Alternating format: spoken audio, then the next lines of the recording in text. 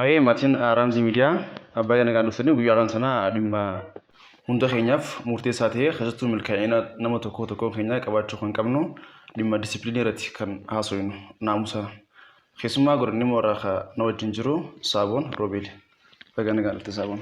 Hai kana toomirame. Saaboon mee gaafii qal'alli goonee eegallu disipiliin naamusni siif maali akkamitti ibsitaan? Hai disipiliiniin nama tokkoof wanta jireenya isaatiif milkaa'ina isaatiif barbaachisaa ta'e tokko namni nagaan akka jiraatuuf disipiliinii qabaachuu qaba. Nama biraatiifis nagaa buusuuf ifiifuun disipiliinii qabaachuu qaba. Kanaafuu wanta barbaachisaa ta'e tokko jeetii yaada. Jireenya ilmaatiif importantidha jechuudha naamusni. Keessattuu waliin jireenya keessatti nagaan bobbaatee nagaan galurratti yoo naamusa qabaateedha. Milkaa'ina keessatti gahee ni qaba. Yoon jiraannu maaltu taasisti fakkaata? Disipiliiniin jireenya karaa jireenya keenya keessatti wanta barbaachisaa ta'e maaliif yoo namni tokko disipiliinii hin qabaanne namoota garaagaraa miidhuu walitti bu'uu qaamaan qofa miidhuu osoo hin ta'in saayikolojiidhaan nama miidhuun ni jira yoo disipiliinii hin qabaanne. Akkam saayikolojiidhaan akkamiin miidhaa jechuun qaamaan walitti yoo naamusa hin qabne qaamaan walitti bu'ee ni jaama wal loltee jaamuu danda'a.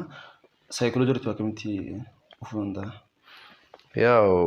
Yoo nama tokko disipiliinii hin taane amala hin taane ati yoo nama waan hin taane agarsiisu taate yoo afaaniin hin adabanne taate.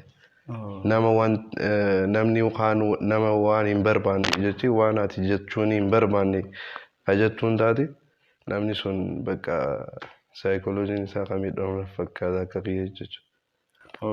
Wal qabataan keessattuu jechoota miira namaa tokkotu jira. Kan yeroo namni san jedhame ittiin dhagahamu kan qalbii namaa sammuu namaa kan tuquu danda'u. Sonni wajjinis wal qabataanii. Yeroo baay'ee motiveeshina ni dhageenyaanii. Motiveeshinaa fi disipiliin waliin qabataanii? Motiveeshinaa fi disipiliiniin dhugaa wal qabata. Namni tokko motiveeshina qabaachuurra disipiliinii silaa qabaate gaariidha jeetii yaada.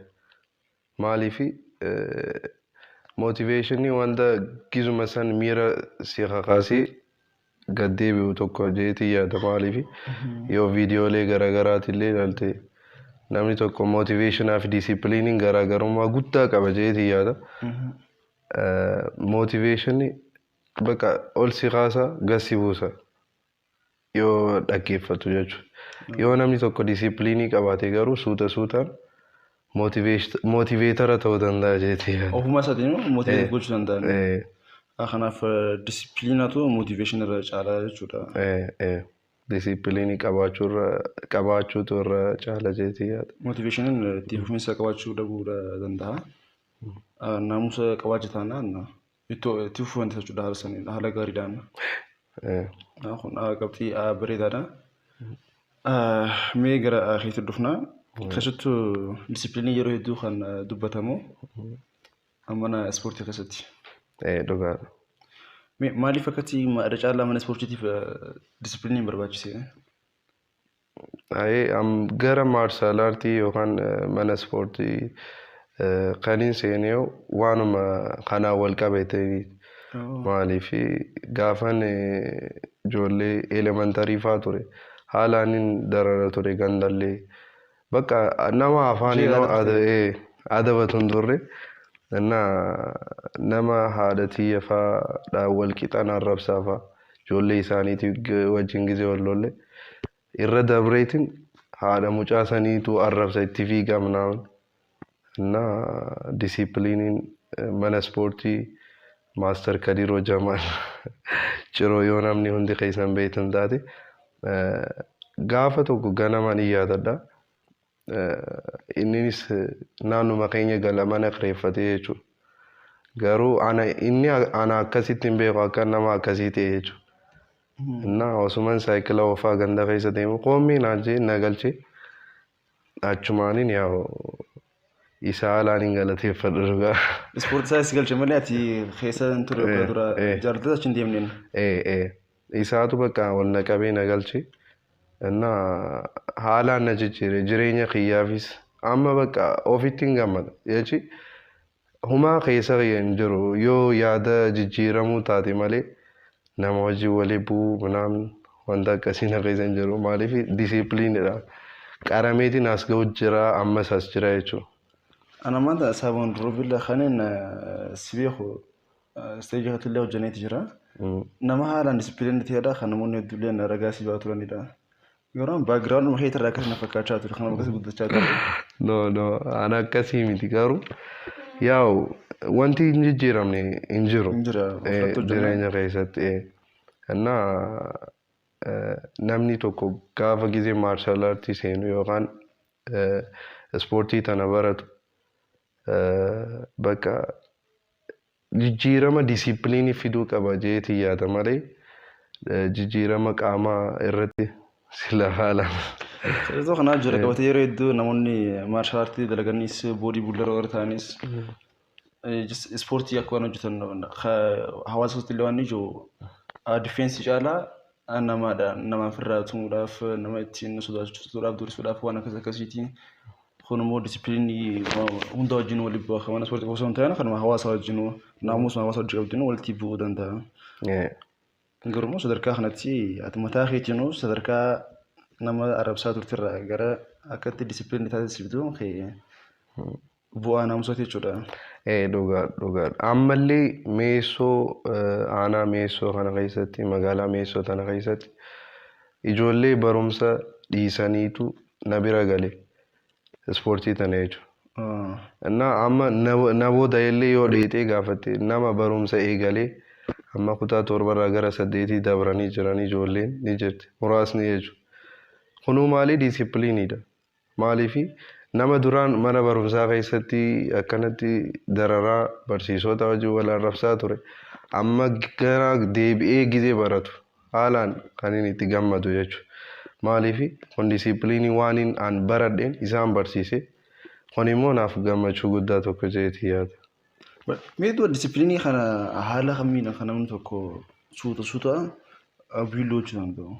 Naamusa haala kamiin argachuu danda'an horachuu danda'an jettee yaadda.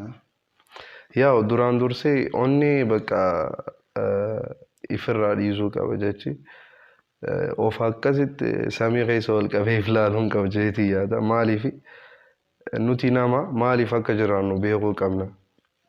Jireenya lafarraa tana gizee dhufnu namni nama tokkoof yaaduu qaba nama biraatiif jechuudha nama dararameef yaaduu qaba. Kunoo disipiliinii mataa isaati. Maaliifi yoo ati har'a nyaatte nama nyaanne saniif yoo waa kennite inni disipiliinii guddaadha jeetii yaada. Innaa namni tokko yoo disipiliinii kana jijjiiruu barbaade duraan dursee maaliif akka jiraatu beekuu qaba. Hayyama jireenya isaanii beekuutu eegamaa jechuudha. Waqtii bareedaadha. Nama tokko disipiliinii akkuma jirutti naamusni akkuma jirutti yoomi amma naamusni kun nama tokkoof yoomi kennii barbaachisaa ta'u barbaachisummaa naamusa kanaa hubatee naamusa amma yeroo jaame akkuma waan salphatti kan laalamu hawaasa keessattis bu'aan isaa akkasitti hin beekamuun hubannoo dhabuu ta'uu danda'a beekumsa barnoota waan kana irraa hubachuu dhabuu ta'uu danda'a. Garuu nama tokkoof naamusni bu'aa akkamitti fiduu danda'a yeroo kam immoo bu'aa naamusa sana yeroo kam hubachuu danda'a namni. Bu'aa naamusaa namni ka beeku an amma ifii qiyyatti noormaalii akkanatti jijjiiramellee hin beeku ifuu hin beeku jechuudha. Maaliif dhawaataan as ga'e. Yaa'u namni tokko garuu barbaachisummaa isaa ka beekuu danda'u gaafa wanjaloota adda addaa irraa fagaate. Jechi bakka namaan walii bu'anii poolis xaabiyaa dhaquu mana murtii dhaabbachuu ganda keessatti illee taate walitti bu'iinsa hir'isuu keessatti barbaachisummaa san beekaa jechuudha jeetii yaada. Bu'aa kan hunda qabaata jechuudha. Namoonni yeroo hedduu milkaa'ina bira ga'uudhaaf mootiveeshinii filatu disipiliinii caalaa. Garuu namoonni disipiliinii barbaadanis ni jiranii garuu gochoota disipiliiniin irraa eegamu san akshinii disipiliinii san fudhatan. Maaliif wanta akkasii san akka ta'u gisee hedduu nama naamsa qabu ta'uudhaan barbaade ja'a torbaan takka nama nagaan dubbisa torbee sadii booda immoo ni irraanfata waa'ee gochuma saniitu guututti haala kamiin itti fufisa qabachuu akka danda'u haa godhu dandeenyu naamusni kun. Yaa amma namni akkuma siin jee lafa tanarratti maaliif akka dhufee fi eessatti immoo akka deemu beekuu qaba. Yoo namni tokko disipiliiniidhaan jiraachuu barbaadaa jee maaliif akka as dhufe yoo hin beekne eessatti immoo akka deemu beekuu qaba. Nu hundi ni duuna eega duune immoo bakka dheenuu qabna. Bakka lamaan nu qophaa'e akka amantiitti jechuudha. Annaa saniitu na dura dhufa gizee hunda jechuudha. Kanaafuu gara amantii isatti yoo deebi'e namni tokko amantiin yakka raawwadhu jiru jiru. Annaa yoo gara amantii isatti illee deebi'e disipiliinii isaan fooyyeessee achumaan itti fufuu danda'a. Tokkoffaa disipiliinii isaa sirreessa. Lammaffaa immoo gara rabbii isatti deebi'ee jeetii yaada. Kanaafuu kanaan disipiliinii torbaan takkaaf jijjiiru san gara gizee hundatti deebisa jechuudha. Yoo gara karaa rabbii deebi'e akkasuma fakkaatamu. Amantaan hundi jiru akkuma jettee naamusa irratti si gorsa naamusni nama hundaafuu beeziidha. Milkaa'ina keetiifis beeziidha naamusni. Ati leenjisaa ispoortiiti marshaal aartiiti. Akka leenjisaa tokkotti yeroo itti naamusni kee disipiliiniin kee haalaan itti qormaatame ni jira. Ani waggaa 2-3 kan leenjisummaa irra jiru. Haga ammatti immoo iddoo garaagaraa deemeeti illee ni jira. Haalaan bakka wanti akkasitti na oofee achi keessa na galchee hin jiru. Wanta hin taane keessa jechuudha. Maaliif namni san maal akka barbaadu ganaan ni yaada. Anis maaliin akkan gochuu deemu ni yaada. Maaliif yoo namni tokko akkasitti dubbatu taate atis hin callistu. Garuu yoo ati disipiliinii qabu taate maal akka yaadu maal akka barbaadu daftee sii galuu qabdi. Maaliif namni nagaa tokko lafaa ka'ee si arrabsuu yookaan si tuffachuu maalummaa ka'e hin beeku danda'a. Garuu ati namni san akkas hin beekne illee ni beekta. Maal akka barbaadus beekuu qabda. Kanaafuu nama san disipiliiniidhaan jala achuma fagaachuu malee yoo atis waa jechatteen waan hin taane keessa galti. Garuu disipiliinii yoo qabaate waan san waan agartuuf jecha karaa biraa barbaaddee deemuu qabda jechuudha. Kanumaan si beeku fakkeenyaaf wanta hiriyuma kee ta'uu danda'a namoonni itti kabaju ta'uu danda'a yoo dhufee akkasii arrabsu akkasii si buutee akkamitti solvuu dandeessa.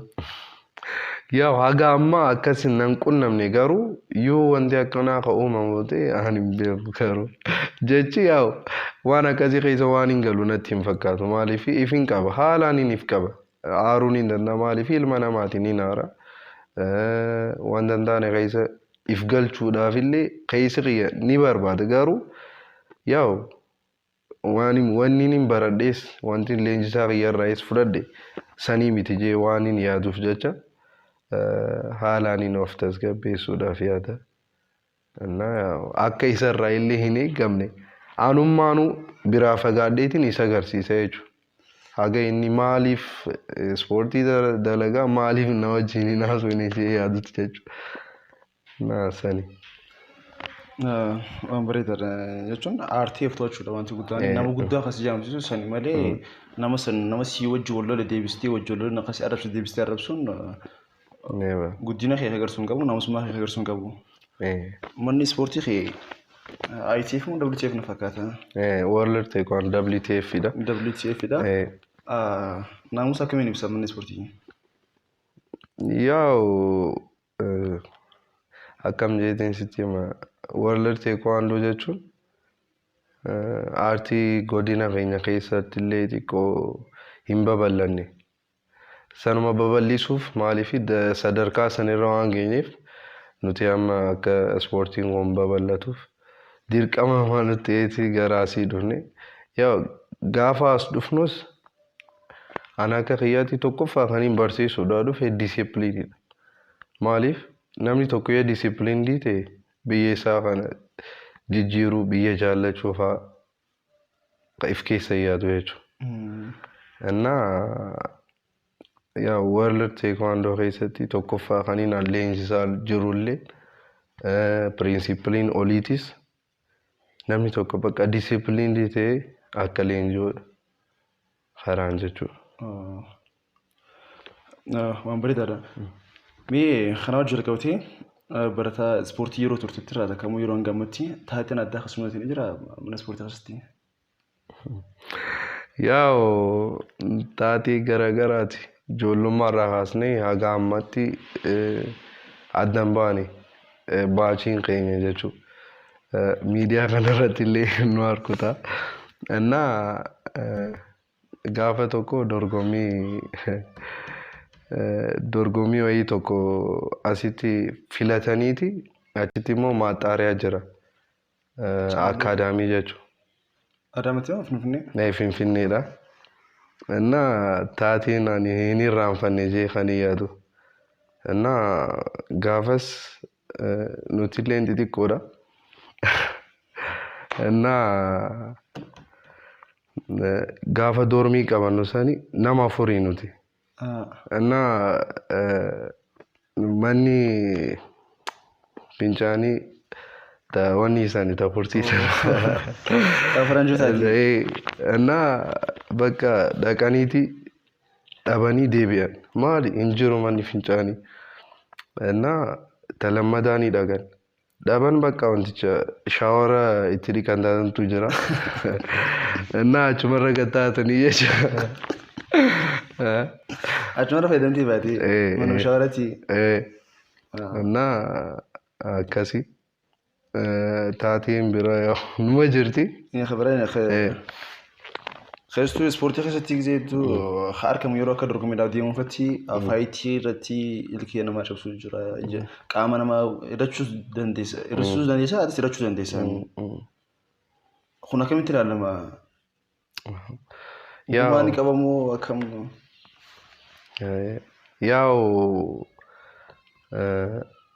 ispoortii gizee asii kaatee achi deemtu maateriyaala guutuu guuttachuu qabda. Achitti jechuudha. Yaa godina kana keessatti yoo dorgommiin dorgomamu dachiifaa irratti yaa kun ta'uu danda'e maateriyaala dhabaachuu ispoortiin kun beekamuu dhabuu fa'aarraa kan ka'e jeetii yaada. Innaa gaafa achi deemtu immoo heediin kee haguugamuu qaba. Ilkeen kee maawusgaardii qabaachuu qaba. Qaamni kee guutuutti bakka wanti bakka sisbilitiin jiru guutuun cufamee jira. Innaa kanarra dabree immoo uumamuu danda'a. Akkuma jette garuu akkasitti ilkeen cabee nan qunnamne qaamni wanni jiraachuu jira garuu akkasitti. Abbaan murtii daanyaa kun abbaan murtii taphachiisaa abbaa murtii Oromiyaa na fakkaata. Yeroo darbee dorgommii caalatti dorgomaa ture argaa ture sooshaal miidiyaa irrattis. Akkamii? Yaa wanta kana hunda akka inni leenjuu akka nutis bakka san geenyu kan nu taasisaa jiru leenjisuma keenya. Maaliif ispoortiin tun akka babal'atuuf nutis as faffacaanee biyya irra jirra. Ammasiin Oromiyaan gaafa tokko koorsii qopheessitee turte. Yaa akka carraa achi dheenee piraaktiis godhaa turre. Koorsii sana achumaan dandamanii maaliif san dura dorgommiilee hedduu dhaqaa turre. Ijaan bakka qucca jennee yoo ijoollee wajjin teenyu taphni biraa yoo jiraate teenyee tapha kaan laalla. Daanyaan akkam akka ta'u akkamitti akka qaxxa'u akkamitti dammoo pooyintii akka kan maal fa'aa akka agarsiisu. Sanumaan mootiveet taanee gaafa ni jira jedhamu immoo dheenee koorsicha san bakka daanyuma koorsii fudhatee fakkaanna jechi dhugaa namoota hedduu keessa filatamnee nama 10 wayii ijoolluma teenya wajjin jechuudha. akkasitti nu baasanii horsiisan fudhannee deebine yaa dirqama immoo godina keenyarraa illee bahaa sanirraa illee filatamuu qaba ture yaa akka carraa zuurii lammaffaadha na fakkaataan kan hin deeme ijoolleen tabiraatis ni jiran dhaqanii dorgommii kana murteessaa jiran jechuudha. Kana murteessaa ta'uu kiyyaaf bu'aa kanaafuu leenjisaa kiyya asumaan isa galateeffadhuu barbaada. Yaa itti fufa asitti waan dhaabbatu miti jechuudha. Waa'ee dureenya kanaa leenjisaa tokkottis maal jennaan ispoortiin naamusaanis tahee ijaarsa biyyaa keessattis gahee olaanaadha kan inni qabaatu. Meeshaa kan eegaltan kan jennutti marsaa gara waggaa sadaffaatti kan leenjisaa jirtu. Waggaa sadeen kana keessatti wantoonni achiif gootamu wantoonni ati milkeessee ni jira as dorgommiidhaan gara godina darbee naannoo Oromiyaatti deemuu takka immoo magaalota biraatti wajjin dorgommii qabaachuu keessattis tahee milkaa'inni ati gonfatte ni jira. Yaa akka dhuunfatti yeroon leenjaa turetti haga Oromiyaatti illee dorgomnee jirra. Akkuma barbaannutti yaa warra teekwaandoon asitti hin beekamne malee yoo asiin Awaash gad dabartu kumaatamaan lakkaa'amanni leenjii jechuudha. Innaa wiirtuulee garagaraatu si qunnama. Yaa chaalenjii hedduu qaba tapha 4 keessa fa'aa meedaaliyaa keessa seenuudhaaf tapha 4-5 fa'aa taphatta. Tapha 5 jechuun immoo waan hin yaadamne. Innaa dorgomnee jira. Oromiyaa irratti illee bara dabree geeba fudhannee jira akka godina keenya jechuudha. Innaa akka dhuunfatti sun akka mi'eessootti immoo suuraalee illee siifin kenna. Kun haalaan jajjabeeffamuu qaba jeetii yaada. Suuraalee siifin erga. Dhiyoo dorgommii ture as bulchiinsa magaalaa Dirreedawaa irratti ooppenii tokkotu ture. Achirratti illee bakka warqii 2 fi taphataa urjii 1 fi akkasuma meetii 4 fi 3 fi naasa illee ni qabna ture. Innaa suuraalee siifin kenna ammasiin gaafa naan murteessaa ta'ee sulultaa dhaqu shaggarsiitiin ooppen ture. Kan si arginaan jettee sanarra jechuudha. Lakkaa ciroo miti sana? Ciroo miti. Sulultaa ture. Shaggar jechuun buufata shaggar buufataan jira. Innaa ijoolleen asii deemtee ni jirti. Achirratti illee rabbiif galanni haa ga'u dorgommaa urjiidhaan qaba. Meetii tokko naasa tokko ni qaba. Innaa Oromiyaa illee dhaqanii ijoolleen yoo akkanatti pooyintii galmeessaa jira. Nuti immoo ganaa waggaa sadaffaa hoon seenne. Kanaafuu imagine yoo waggaa 4 fi 5 taanu maal akka uumamuu danda'u. Kanaafuu namni nu dhaabu hin jiru jeetii yaada yoo rabbi jee jechuudha. Kana caalaa weedduu akka isin galmeessan abdii guddaa sanarraa qabna. Milkaa'ina kee kanaaf eenyu namni siif baakbooniitii baakgiraawundirraa maastara keetiin alatti namni biraan ni jiraata milkaa'ina kee kana duuba jiru. Yaa an maastara kiyya maali akkuma abbaa kiyyatti ilaala jechi hundinuu akkasii ilaaluu danda'a abbaa isaa abbaa leenjisaa isaa akka abbaa isaatti jechuudha. Garuu haadhaa fi abbaan kiyya hodhuu mucaa kana akka feete godhii isaaniitti itti kannani beekta. Sanumaafin isa eeyyaa hojjeta malee isaanis yaa'u ni jiran san duuba. Innaa isallee akkuma isaaniitti isaanis akkuma isatti waan ilaaluuf isan immoo akkaan hin jaalladha saniif hiramee. Bareedaadha. Deeggara Manchester na fakkaatti United. Akka yoo faansii nama Arsenal City kana yoo jiraate. Uumaan fitanii dhiisee. Ni mo'annaadha. Ni mo'anna. Innaa jechi bakka amma akkasitti deeggaraa kubbaa amnaan ta'eetii miti. Kubbaa haalaan akkasitti hordofeetii miti. Garuu guyyaa Manchester qabu nan dabaru. Yooniin bakka takka illee ta'e silkiidhaan gadoo godhaatiin pooyintii isaa ilaala. Taphillee isa tokko pooyintii isaa dabaru. Innaa yoo bakka United tapha qabaate anaaf bakka keessa cinqii keessa jira jechuudha. Yoo garuu United mo'ame bakka waan hin goonu hin qabu. Keessa ni aara bakka akkanumatti jechuudha. Naa tapha isaa qofaatu na bohaarsa. Barachoota kee keessaa yoo kan faallaa keetii deeggaran jiran Maali Arsenaaliin uffatinaan jiranii bara. Seexan inni maaf Naa Arsenaaliin inni sodaatanidha. Arsenaal natti hin tolan sama. Amee gara jireenya dhuunfaa keetti haa deebinu. Ati mucaa qashtii bareedaa kana. Akka misaaboon jaalallee ni qabaahi haadha manaa ni qabaahi. Yaa'u jireenya kiyya keessatti uumamuu danda'a garuu ammaaf waan takka keessa hin jiru. Singiliidha. Warri nama barbaadan deemna godha. Warri sarbaadan silkii la keenyaafi. Haa tuume. Keessaan maaliif barbaadanii nama disipiliinii akkanaa kana shamarran waan meersiin qabaniif nama keetii sanaaf argachuudhaaf. Mi'aanumatu. Shamarran carraan keessanii waan isiniin jennu qabnu. Amee dhumarratti wanti ati dargaggootaaf dhaamtu yoo jiraatan. Yaa'u anis dargaggoo tokko nama jijjiiramaaf guyyaa guutuu dalagaa oolu jireenya kiyya fooyyessuudhaaf jechuudha. Yaa'u ispoortiidhaan ni jijjiiramaan waan hin yaadamne takka.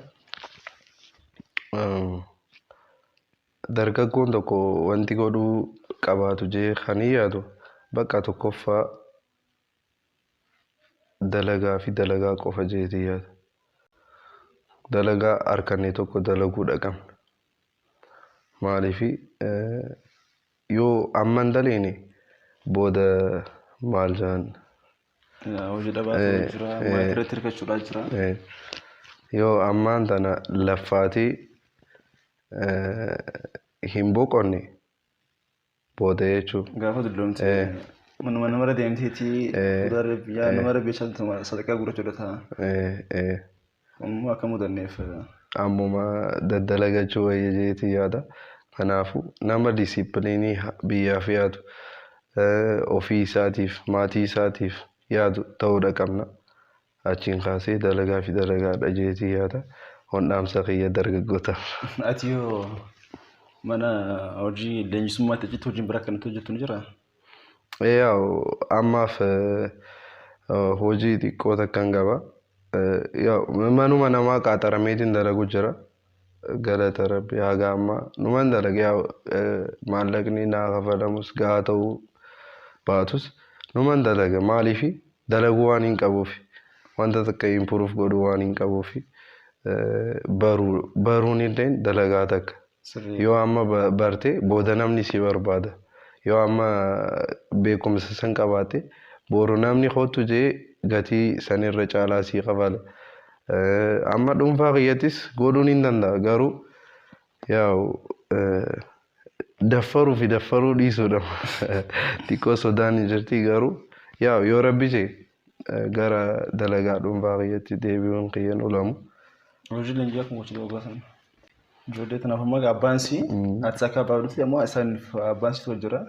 Hojii adda dhaabdeeti immoo kanas leenjii warrati fandoo akkanumatti kana cinatti hojii dhuunfaa eegalta. Yaa'u haga ammatti waggaa sadiin siin jee waggaa sadiin kana keessatti bakka biyya biraattis taatu gatiin kanaan caalaa siif kafalla kanaan jaamee ture.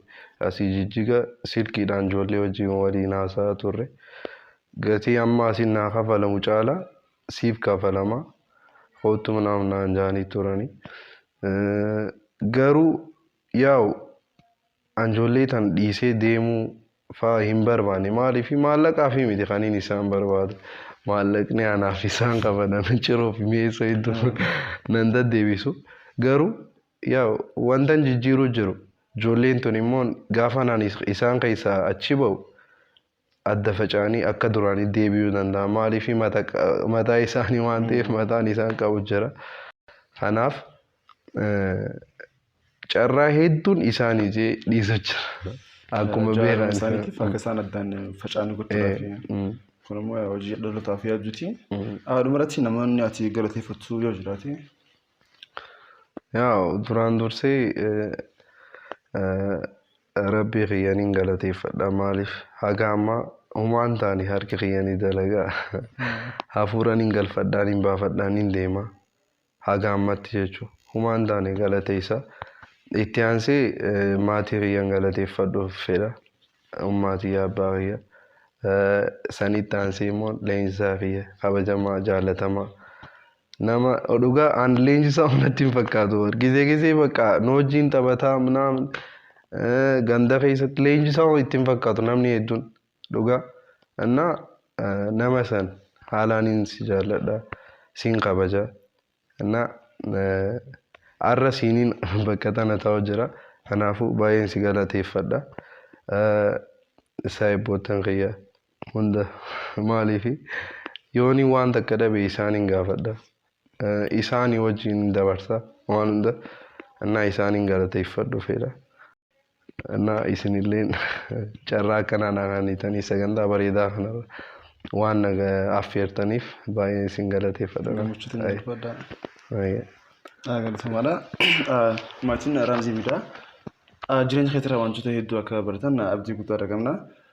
Guyyaan sana namni nu wajjin keessummaa tahee asitti yeroo teenya kabajee nu wajjin argame Saafoon Roobeelii. Maatiin keenya hundinuu yoo sagantaan kun kan isinitti tole tahee subscribe like share godhuun hiddoota keessan biras akka ga'u nuuf godha. Asuma maatii keenya taasisan jecha torbaan qophii biraatiin nama biraatii wajjin hanga walitti deebinutti nagaatti nuuf tura.